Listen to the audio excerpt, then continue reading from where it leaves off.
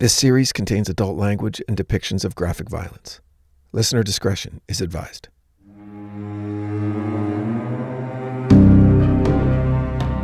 The chance that someone in America will commit murder is 1 in 20,000, or 0.1%. In a country of roughly 350 million people, that gives us, unfortunately, thousands of murders per year. From 1980 until today, the population of my hometown, Jefferson Township, New Jersey, has hovered right around 20,000 residents, with a low of about 17,500 and peaking at 22,500 for the last 10 years or so. Given those numbers, we could expect, out of that pool of citizens, one murderer to have emerged as the children of the baby boom generation, we, the middle children of history, the great Generation X, came of age. One murderer out of 20,000 would fall in line with the national average. But Jefferson, for reasons unknown, produced 3 in that time. Actually, less than the time frame I originally mentioned. We had 3 times the national average for murderers in just a 15-year span. We're all familiar, hopefully, with the most infamous to come out of Jefferson, young Tommy Sullivan. If you haven't listened to season 1 of The Devil Within, it's available to binge right now. But now, it's time to meet the other 2. Welcome back to The Devil Within. You're listening to My Hometown, Part 2.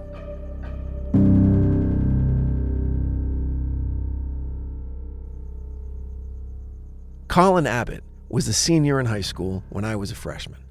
I met him a bunch of times. It was a small town, and he was in my brother's extended circle of friends. My brother graduated with Colin and knew him well enough to have some insight into the man, as well as some of the breadcrumbs that may have foretold just what Colin would become. My name is Blue Morgan, and I am a graduate of Jefferson Township High School, class of '88. I knew Colin well. He graduated with me. I remember a lot of things about Colin. He was, if you knew him, he was kind of in your face, friendly, in a weird way. If you didn't know him, he seemed like an animal. That's my brother, Blue Morgan, Jefferson Township High School, class of '88. He liked to pick on the younger kids. Was he known as a fighter? High school, I think he fought quite a bit. At least I remember him being called to the office pretty frequently in the morning. Did he play any sports that you know about? No, he was a Votech kid. He left, I believe, halfway through the day and went to, I think, auto mechanic school, I think is what he was attending. Votech is short for the Vocational and Technical School in Sussex County, New Jersey, about a 20-minute drive deeper into the North Jersey woods. It's a school that specializes in the vocational trades: auto shop, plumbing, electrical engineering, welding, carpentry. You know, the jobs that keep the world turning. If you were interested in pursuing one of these careers, a student could, beginning in their junior year, spend half of every school day taking technical classes at Votech. These students would leave after lunch every day and would generally enter the workforce immediately after high school.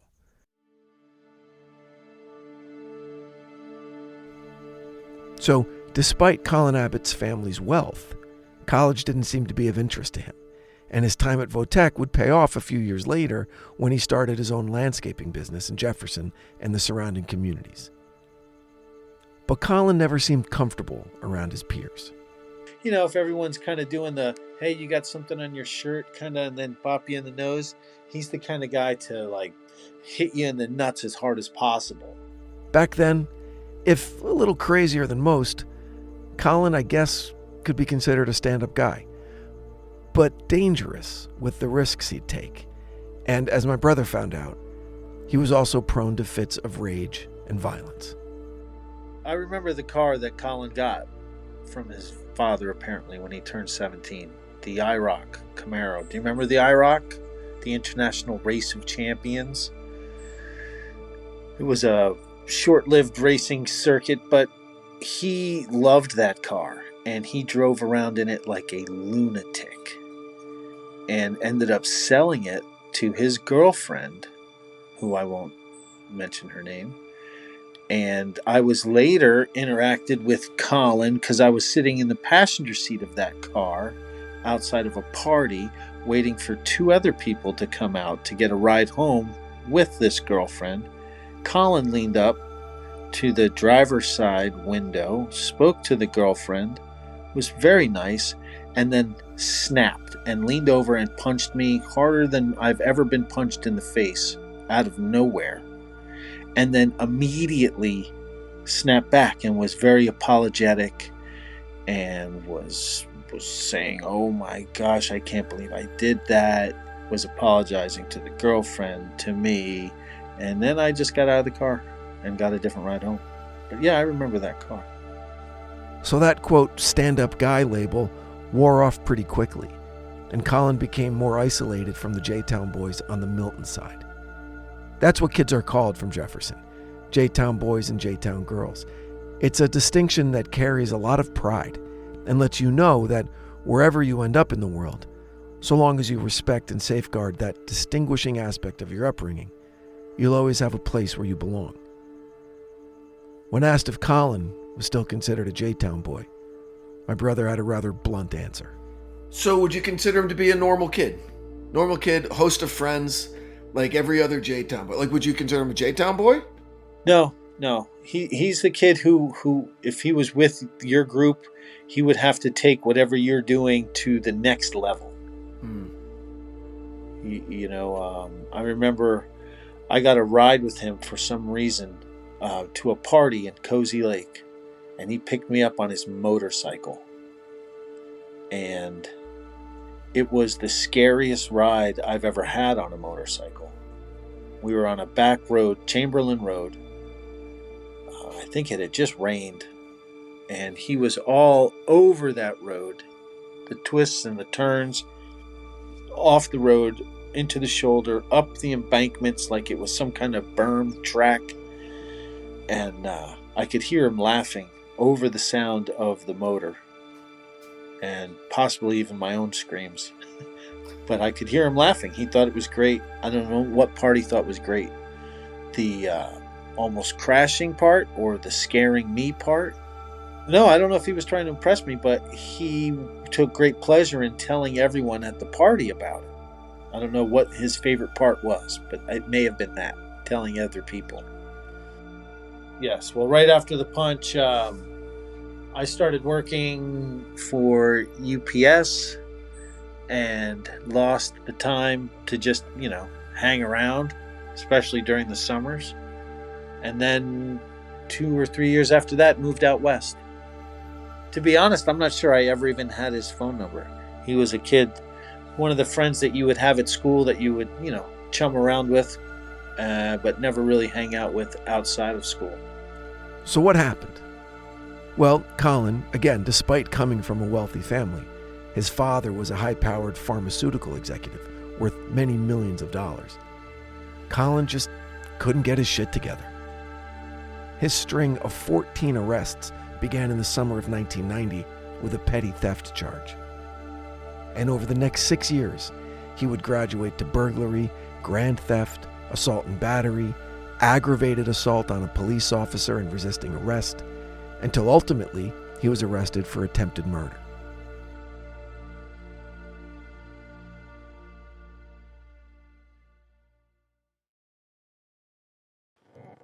I mean, I didn't think he was a murderer, obviously. I knew he was unstable. I knew he was a thief. I knew he was a fighter. I knew he was a lawbreaker. Actually called me and asked if I wanted to go out on his new wave runners, which he had just gotten out on Lake Apacon. And found out a few weeks after that they had been stolen. He had stolen them, and I guess gotten a lot of trouble for stealing them.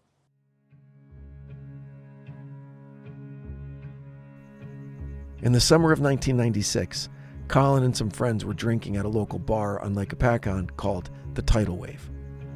Colin was 25 years old, and for reasons unknown, he got into a heated discussion with another local kid. It soon became violent, with both Colin and his opponent throwing fists. The fight spilled into the parking lot, where Colin, despite being the larger person, he was well over 6 feet tall, lean and strong, and not afraid to fight, but still, he was losing.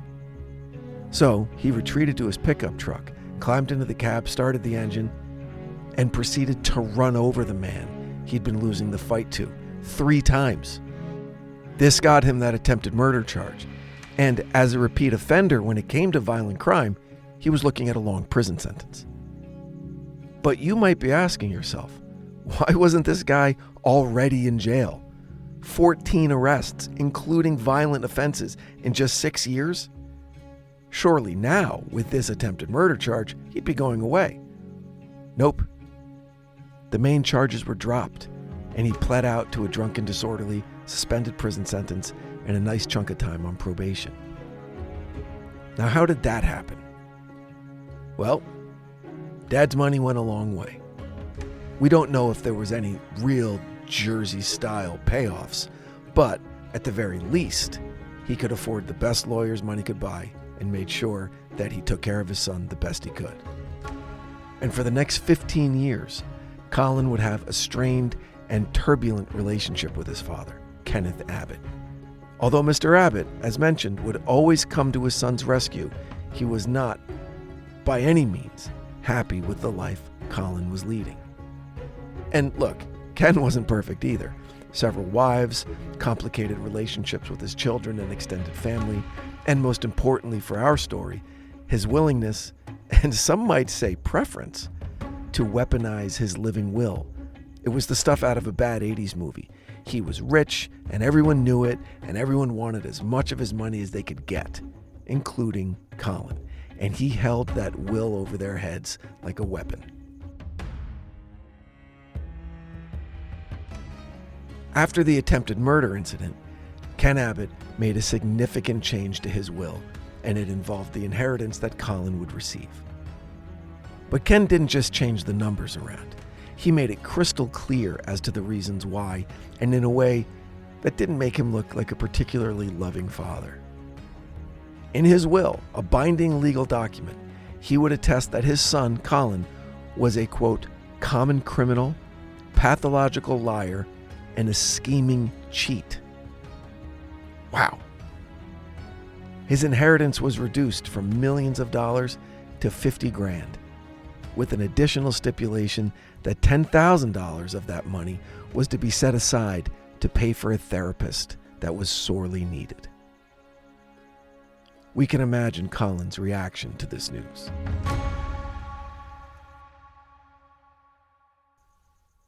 But curiously, only 3 years later, Colin would approach his father with a business proposition.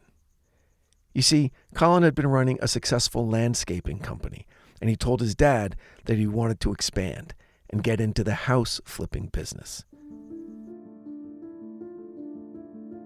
He'd realized that several of the homes that he would perform landscaping work on were also up for sale, and he could get an early inside track before these homes hit the market. So he had some contacts in the real estate industry. He also knew a bunch of contractors and could help out with a lot of that work himself. Hell, in Jersey, you could throw a dart out the window and hit a contractor. He just needed a financier. Given his past, it was highly unlikely that a bank would underwrite him. But he knew he could make it work, if only he could get the money. Amazingly, his father agreed, and in no time, they were in escrow on over a dozen homes with over $1.9 million of Kenneth Abbott's money on the line. And it worked. He did it. The plan was panning out just as it was supposed to, and everyone was making money. Colin was making money. He bought a house. He bought a Porsche. He was making the interest payments to his dad. And the father-son relationship was healing. Both men could feel it, and both men were grateful for it. These were high times for Colin Abbot. He was finally getting his life together, mending fences, repaying debts, staying out of trouble, enjoying his work. High times indeed. And the cherry on top, Colin's father, Kenneth Abbot, amended his will to make Colin the primary inheritor of his wealth that was estimated to be more than $10 million. What could possibly go wrong? On June 11th, 2011, Colin called his stepsister with some terrible news. Her mother, Ken Abbot's third and current wife, and Colin's father were killed in what was described as a fiery crash on the Garden State Parkway just outside of Plant City, New Jersey. The accident apparently had occurred 5 days earlier, but it took police some time to identify the bodies because they were so horribly burned. Colin told his stepsister that they were in his dad's maroon Cadillac and were heading to Atlantic City for the weekend when the crash occurred. Investigators believed that Ken had suffered a heart attack, as witnesses claimed that the car suddenly accelerated to a dangerous rate of speed and crashed head-on into a bridge abutment, where it instantly burst into flames. Colin, being back in his father's good graces, let the family know that he would be taking care of the arrangements, including collecting the cremated remains. A month of mourning later, family members from both sides began realizing that, despite their grief, some administrative steps needed to be taken regarding insurance, wills, and other end-of-life details. They called Colin to ask for copies of the death certificate from the coroner in New Jersey. Colin told him no problem, he'd take care of it. But then Colin stopped taking their phone calls altogether. Finding this incredibly strange, the stepsister started thinking a little more deeply about what Colin had told her. And she realized something. She knew for a fact that Ken and Celeste had turned in the maroon Cadillac a few months earlier and were driving a newer model, a black one. Plus, a quick look at a map revealed that there was no such place as Plant City on the way to South Jersey. Left with no choice but to take matters into their own hands, the family of Colin's deceased stepmother Celeste called the New Jersey Highway Patrol. To their shock, there was absolutely no record of a double traffic fatality where the victims were named Kenneth and Celeste Abbott. From that realization on, things progressed quickly. New Jersey police contacted Pennsylvania police in Butler County, the rural area in western Pennsylvania where Ken and Celeste had been living and enjoying their retirement. When investigators arrived at the sprawling Abbott estate in Brady Township for what was originally a wellness check, they discovered the house empty. Further investigation revealed several shocking discoveries, including a human skull on the bank of a pond on the Abbott estate. There was also the remnants of what was a massive burn pile where police discovered more human remains, along with a wedding band that was consistent with one that Ken Abbott wore. The next step was to alert New Jersey authorities as to the apprehension of Colin Abbott as a person of interest in the deaths of his father and stepmother. Colin was arrested without incident and held as the police built their case, and the evidence would soon be simply overwhelming. Under questioning, a friend and former associate of Colin's would reveal that in early July, Colin asked him to purchase 2 burner cell phones and to make 2 very important phone calls. One, to his stepsister, posing as a New Jersey state trooper, telling her that the accident, in fact, had occurred. And the second was to his stepmother's sister, this time posing as the county coroner, to describe that the bodies had been burned beyond recognition, just as Colin said. Luckily for this friend, though he agreed to do it, he never got the chance because Colin was taken into custody. The other piece of evidence was perhaps the most shocking of all, if also the easiest to have predicted. One of the several police searches at various residences turned up a briefcase that contained phony real estate documents that showed, incredibly, that Colin Abbott's entire real estate business, the business that his father bankrolled for almost $2 million, was a complete scam. No official transactions were ever completed. Every document that Colin sent his father was forged, complete with fake dates, financial schedules, raised seals from notary publics. And right there was Colin's biggest problem. The contract he'd signed with his dad, the business that saved their relationship, the manner by which his father now viewed him as a hard worker and a reformed, responsible person, the relationship that caused Kenneth Abbott to change his will back in favor of his son Colin. That contract called for what's known as a balloon payment in the amount of several $100,000 to be paid by Colin to his father on June 1st, 2011. Colin didn't have the money. He had a cool house in North Jersey. He drove a wicked Porsche. He took his friends out drinking every weekend. But when it was time to pay the piper, he saw only one way out. He wanted to inherit Dad's money. He couldn't face the prospect of disappointing him again. How could he possibly come clean about this years-long real estate scam? How could he confess to embezzling almost $2 million from his own father? Turns out he couldn't. So instead, according to police, Colin loaded his .380 handgun and drove several hours into the woods of western Pennsylvania. Once arrived, on June 6th, he executed both his father and his stepmother with a single gunshot to the back of the head. Apparently, that shot didn't kill Celeste because she had an additional gunshot wound to the chest.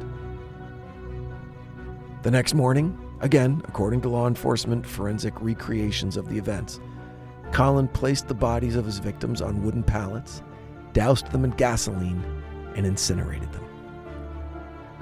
The police are confident of this timeline because of the complete loss of a signal from Ken's cell phone the morning of the 7th. The charred remains of that cell phone were found in the burn pit. Colin maintained his innocence up until the trial was set for jury selection. It was then his attorney alerted the court to a plea agreement that had been reached with the prosecution. Remember, Pennsylvania's a death penalty state, and Colin would have definitely been a candidate. He knew that, so he was desperate to avoid trial. But there was something else on his mind, believe it or not, when he was considering a deal to stay off death row. He was still trying to get Daddy's money.